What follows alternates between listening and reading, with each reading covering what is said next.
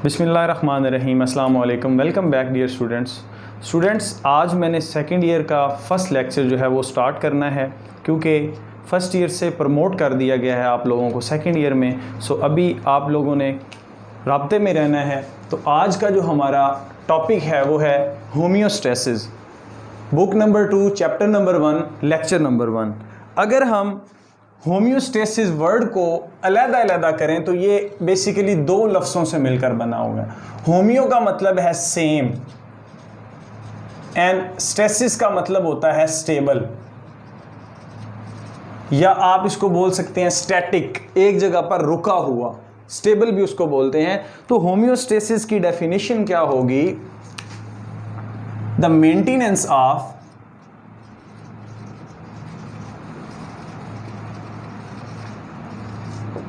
internal environment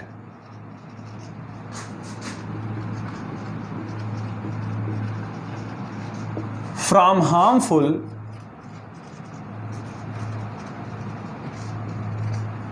fluctuations of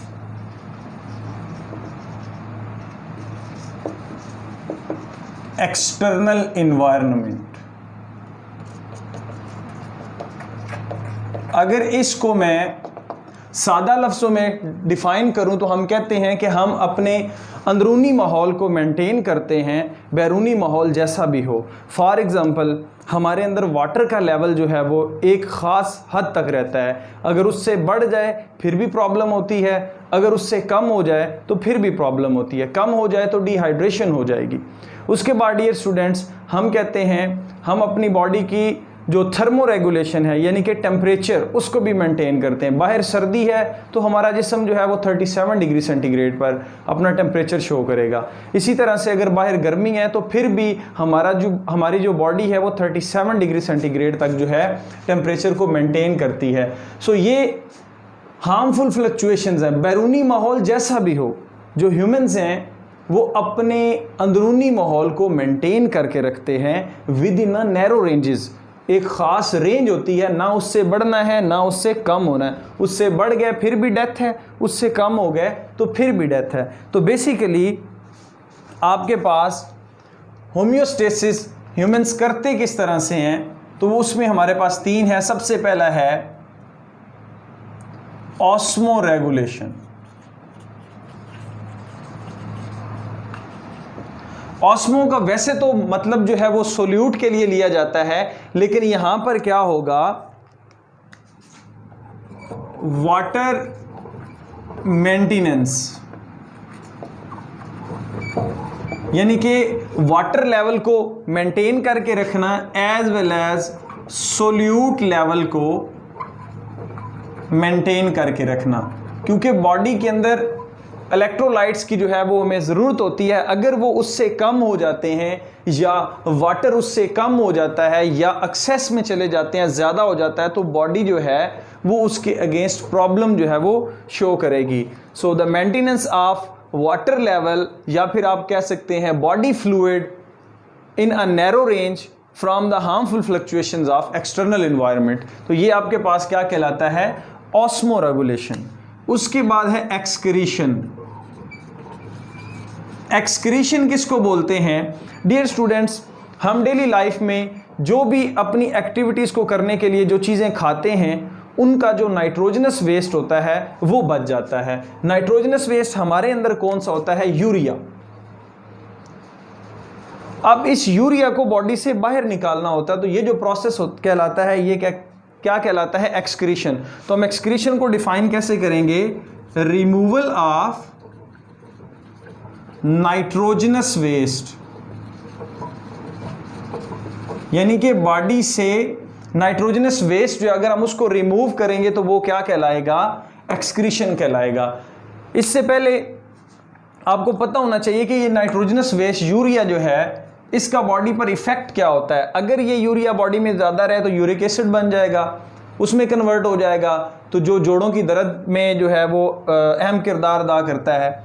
उसके बाद अगर ये एक्सेस अमाउंट में ज़्यादा बॉडी के अंदर आएगा तो बॉडी के अंदर पॉइजनस सब्सटेंस है, ये पॉइजनस है, तो आपकी बॉडी के अंदर बहुत सारे जो है वो अलामात लेकर आएगा। फॉर एग्ज़ाम्पल स्किन के ऊपर ख़ारिश होना शुरू हो जाएगी।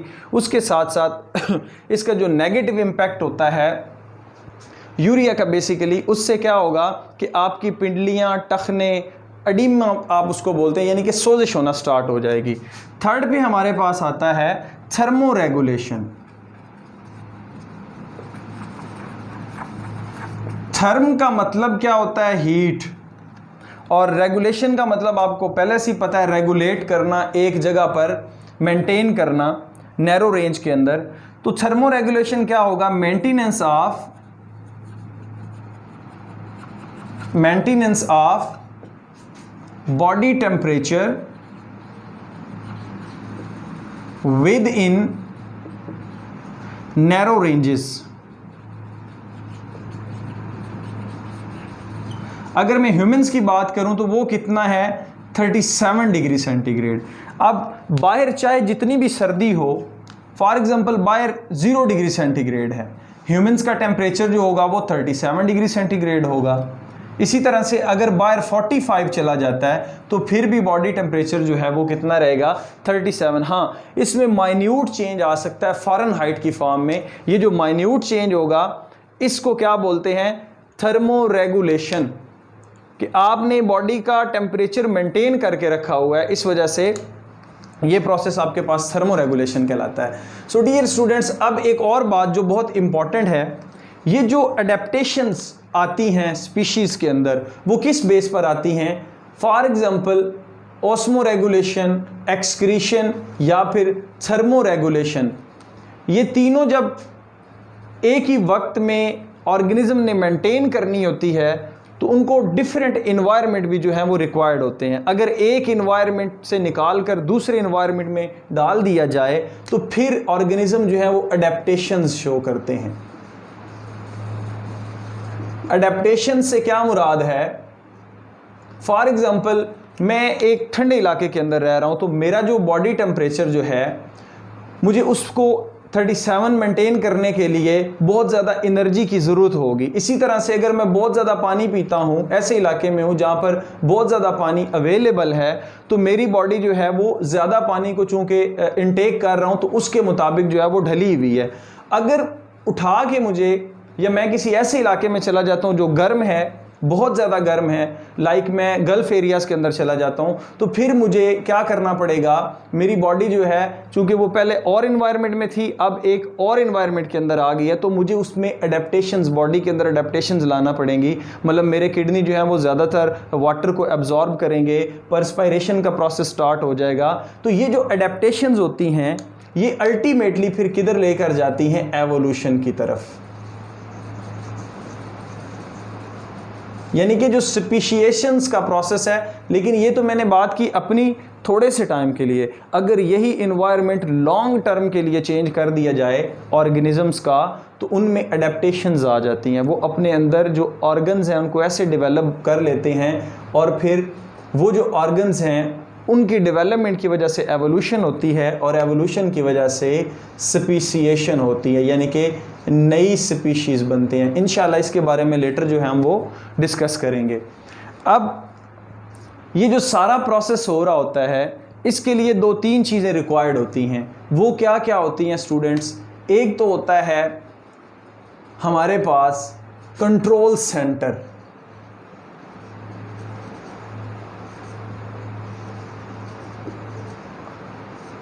कंट्रोल सेंटर क्या चीज़ है? कंट्रोल सेंटर जो है ये सारी बॉडी की एक्टिविटीज़ को क्या कर रहा होता है? कंट्रोल कर रहा होता है। सो डियर स्टूडेंट्स, इसके पास रिसेप्टर्स होते हैं जो क्या करते हैं? चेंज इन एनवायरनमेंट को डिटेक्ट करते हैं। फॉर एग्जांपल एक बंदा है, वो ठंड में खड़ा है, एकदम से आप उसको उठा के गर्मी वाले इलाके में छोड़ दें तो उसकी बॉडी के जो रिसेप्टर्स होंगे, टेम्परेचर वाला रिसेप्टर, वो डिटेक्ट करेंगे और बताएंगे किसको? कंट्रोल सेंटर को, कि बॉडी का टेम्परेचर जो है वो आपने क्या करना है? कम करना है, क्योंकि बाहर जो टेम्परेचर है वो ज़्यादा है। इसी तरह से ये मैसेज किसको भेजेगा? ये मैसेज आगे भेजेगा इफेक्टर्स को कि भाई इसके अगेंस्ट एक्शन लो। सो डियर स्टूडेंट्स, ये एक छोटी सी एग्जांपल है आपके पास। अब आप कहते हैं ये क्या था, स्टिमुलाई था, क्योंकि बाहर में चेंज आया है, इसको आप बोलते हैं स्टिमुलाई। स्टिमुलाई डायरेक्ट किसके पास जाता है, कंट्रोल सेंटर के पास, और कंट्रोल सेंटर उसके अगेंस्ट में क्या देता है, एक्शन देता है, रिस्पॉन्स देता है। उसी वक्त स्वेटिंग होना स्टार्ट हो जाएगी ताकि बॉडी के टेम्परेचर को नॉर्मलाइज किया जाए। तो इस तरह से हम कह सकते हैं कि हम जो ऑर्गेनिज्म होते हैं इनके अंदर एक प्रॉपर कोऑर्डिनेशन का प्रोसेस होता है, जिसमें स्टिमुलस को डिटेक्ट करके कंट्रोल सेंटर तक मैसेज भेजा जाता है और उसके अगेंस्ट जो है वो रिस्पॉन्स लिया जाता है। अब डियर स्टूडेंट्स, हमारे पास कंट्रोल सिस्टम जो है, जो इस चीज को कंट्रोल कर रहा होता है, यानी कि जिसने होम्योस्टेसिस को शो करवाना होता है बॉडी के अंदर, मतलब बॉडी के जो सारे के सारे मामलात हैं उनको नैरो रेंज के अंदर रखना होता है, उसको हम बोलते हैं कंट्रोल सिस्टम। हम इस कंट्रोल सिस्टम को एक तो फिजिकल कंट्रोल सिस्टम के साथ कंपेयर करेंगे और दूसरा बायोलॉजिकल कंट्रोल, यानी कि फिजिकल को बायोलॉजिकल के साथ कंपेयर करेंगे। फॉर एग्जांपल, आपके पास एक रूम के अंदर एसी लगा हुआ है। अब एसी जो है एयर कंडीशन, इसकी एब्रीविएशन है।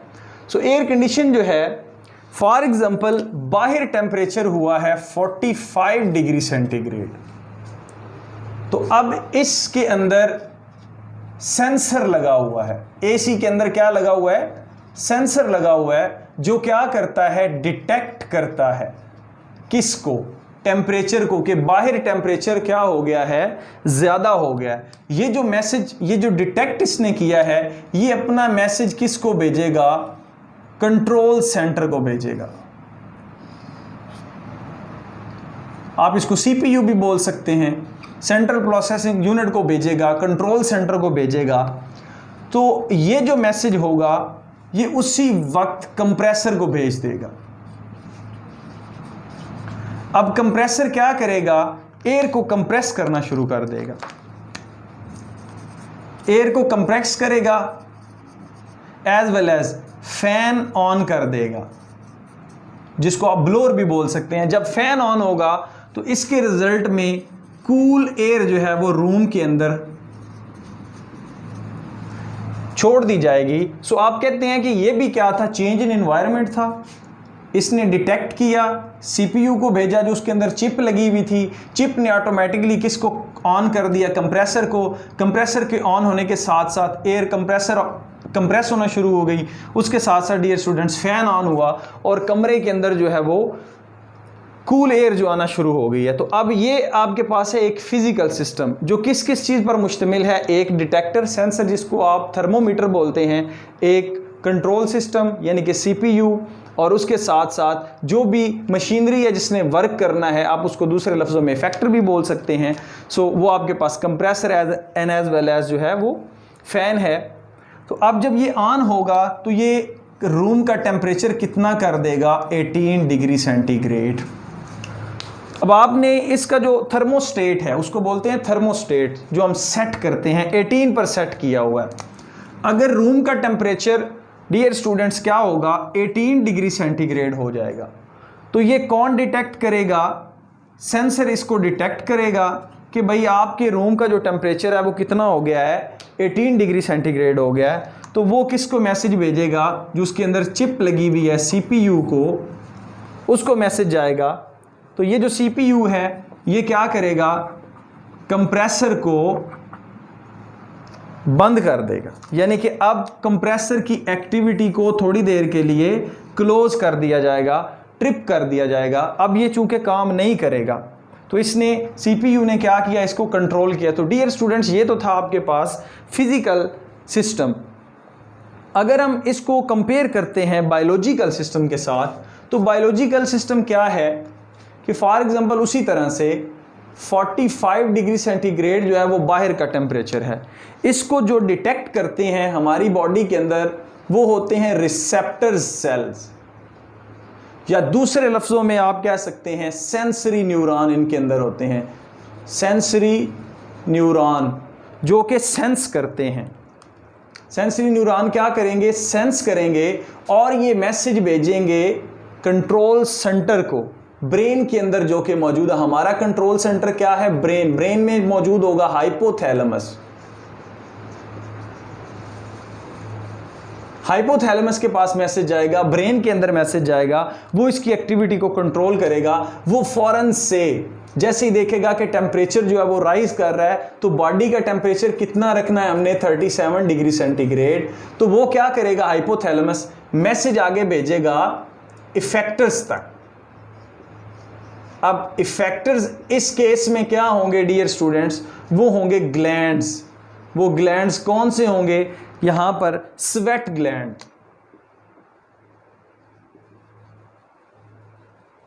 यानी कि स्वेट ग्लैंड उसी वक्त क्या करेंगे, परस्पायरेशन का प्रोसेस, स्वेटिंग का प्रोसेस स्टार्ट हो जाएगा, जिससे क्या होगा, कूलिंग इफेक्ट आएगा, उसके अंदर एवेपोरेशन होगी और कूलिंग इफेक्ट आएगा और बॉडी का जो टेम्परेचर है वो कितना मेंटेन रहेगा, 37 रहेगा। इसके साथ साथ ये ब्रेन क्या करता है, ये ब्रेन मैसेज भेजता है सेल्स को, जो बॉडी के अंदर सेल्स हैं उनको, वो क्या करते हैं, अब आपको ये जो है वो थर्स्ट यानी कि प्यास जो है वो फील होना शुरू हो जाती है।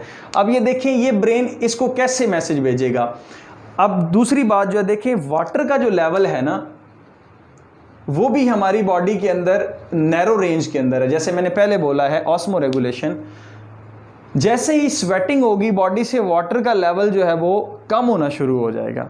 अब ये भी कौन डिटेक्ट कर रहा है, वाटर का लेवल कम आया, ये डिटेक्ट करेंगे रिसेप्टर्स।